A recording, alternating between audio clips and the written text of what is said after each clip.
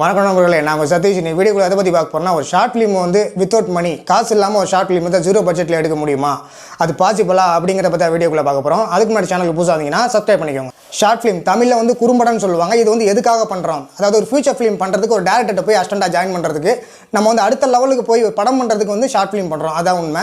But இந்த short film 0 பட்ஜெட்டில் நீங்கள் எடுக்கிறதுக்கு முன்னாடி இதை தெரிஞ்சிக்க வேண்டிய விஷயங்கள், லேர்ன் பண்ண வேண்டிய விஷயம் நிறையா இருக்குது.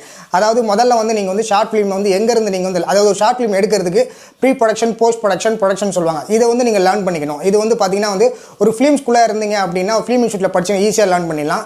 அதுவே நீங்கள் வந்து வேறு டிகிரி ஏதாவது படிச்சிருக்கீங்க, சினிமா சம்மந்தப்பட்ட விஷயங்கள் எதுவுமே தெரியாது அப்படின்னா கட்டாயமாக யூடியூப்லையோ இல்லை புக்ஸ்லையோ இந்த மாதிரி படித்து நீங்கள் லேர்ன் பண்ணிக்கலாம். அது வந்து லேர்ன் பண்ணிக்கிறது பெரிய விஷயமே கிடையாது. ஆனால் கட்டாயமாக நீங்கள் வந்து லேர்ன் பண்ணி ஆகணும்.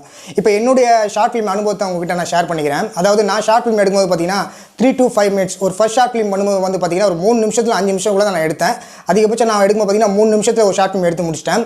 அந்த ஷார்ட் ஃபிலிம் பார்த்தீங்கன்னா 2 ஆர்டிஸ்ட் தான். நானும் நடிச்சிருந்தேன், என் கூட ஒரு ஆர்டிஸ்ட் நடிச்சிருந்தேன். அந்த பையன் வந்து பார்த்தீங்கன்னா ஃபிலிம் இன்ஸ்டியூட்டில் படித்த பையன் தான். ஆனால் அவனுக்கு வந்து பார்த்தீங்கன்னா அமௌண்ட் எதுவும் நான் எதுவுமே தரலை.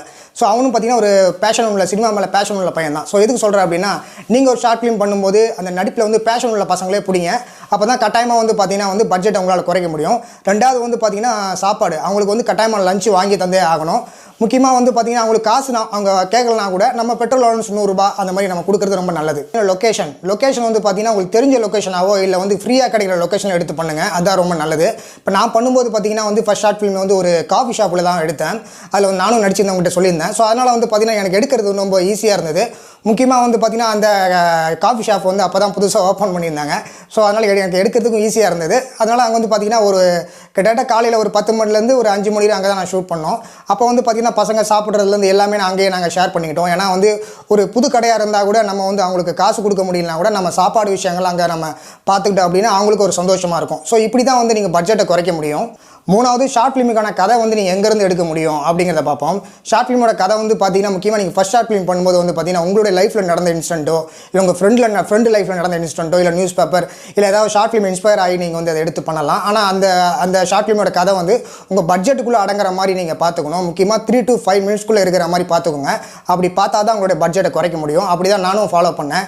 எனக்கு வந்து பார்த்தீங்கன்னா ஷார்ட் ஃபிலிம் பண்ணுறதுக்கு கிட்டத்தட்ட 2 வருஷம் ஆச்சு. பயப்படாதீங்க. ஏன்னா என்னுடைய பொருளாதார சூழ்நிலையில் வந்து பார்த்தீங்கன்னா என்னால் வந்து அதனால் வந்து 2 வருஷம் டைம் எடுத்துச்சு. ஸோ உங்களுக்கு வந்து அதே மாதிரி நடக்குமான்னு கேட்டிங்கன்னா வாய்ப்பு கிடையாது. ஆனாலும் பார்த்தீங்கன்னா 2 வருஷம் லேர்ன் பண்ணி அந்த ஷார்ட் ஃபிலிம் நான் பண்ணிட்டேன். அதுக்கடுத்து ஒரு காமெடி வெப் சீரிஸும் பண்ணேன். ஸோ நம்ம வந்து ஷார்ட் ஃபிலிம் பண்ணுறோமா இல்லையா அப்படிங்கிறதான் பார்க்கணுமே தவிர அது எவ்வளோ நாள் டைம் எடுக்குது அப்படிங்கிறத கணக்கு வைக்கக்கூடாது. அதே மாதிரி என்னோடய ஷார்ட் ஃபிலிம் கேமராமேனும் வந்து பார்த்திங்கன்னா அப்போ தான் புதுசாக வந்து அந்த பையன் வந்து புது பையன் தான். அவனும் ஃபிலிம் இன்ஸ்டியூட்டில் படிச்சுட்டு வந்த பையன் தான். பட் அதனால் வந்து அவனுக்கு நான் வந்து சேலரிலாம் எதுவும் தரலை. ஆனால் வந்து பார்த்திங்கன்னா அவனுக்கு பேஷன் இருந்ததுனால அவன் வந்து அந்த ஷார்ட் ஃபிலிம் வந்து எனக்கு வந்து அவனுக்கு பெட்ரோல் அலவன்ஸ்லாம் கொடுத்தேன், சாப்பாடு வாங்கி கொடுத்தேன். ஸோ அதனால் பேஷனாக எனக்கு பண்ணி கொடுத்தான். அதே மாதிரி உங்கள் ஷார்ட் ஃபிலிமே வந்து பார்த்திங்கன்னா ஒரு புது கேமராமேனை பிடிங்க. முக்கியமாக உங்களை மாதிரி நல்லா சினிமா பேஷன் உள்ள டீமை பிடிங்க. ஈஸியாக அந்த பட்ஜெட்டை நீங்கள் குறைக்கலாம்.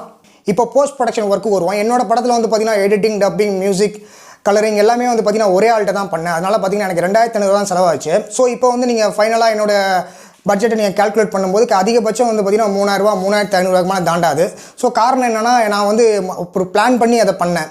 எப்படியாவது வந்து பார்த்திங்கன்னா பட்ஜெட் எவ்வளோ குறைக்கணுமோ அவ்வளோ குறைச்சேன். ஸோ அதனால் எனக்கு வந்து அந்த ஷார்ட் ஃபிலிம் வந்து கம்மியான பட்ஜெட்டில் முடிஞ்சுது.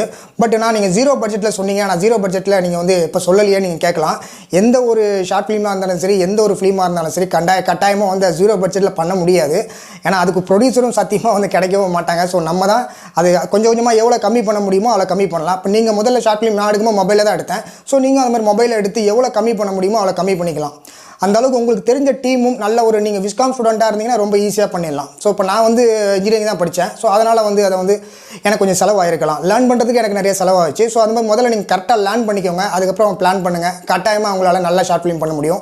ஸோ ஐ ஹோப் இந்த வீடியோ உங்களுக்கு பிடிச்சிருந்தீங்கன்னா லைக் பண்ணுங்கள், மறக்காமல் ஷேர் பண்ணுங்கள். அடுத்த வீடியோவில் மறக்காமல் சந்திக்கிறேன். அதுக்கு மேலே சேனல் புதுசாக சப்ஸ்கிரைப் பண்ணிக்கோங்க.